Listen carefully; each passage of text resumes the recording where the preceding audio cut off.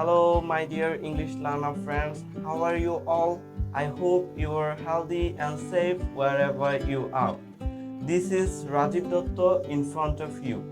I truly believe English is an important skill in today's modern world.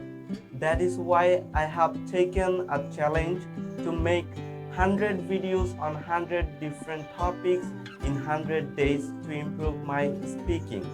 If you are passionate about English, you can join this journey with me. I wish good luck to everyone who is ready to take this step. So, without any more delay, let's begin today's video. My today's topic is about relationship. Relationship is one of the most important part of our life.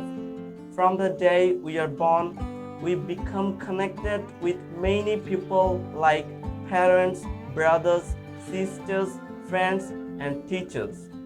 A good relationship is built on love, trust, respect, and understanding. When people care for each other and listen with a kind heart, the bond becomes stronger. In every relationship, there can be small problems or misunderstandings, but talking honestly can solve many things. Family relationships give us support and courage, and relationship gives us joy and fun. A true relationship does not depend on money or status. It depends on feeling and honesty.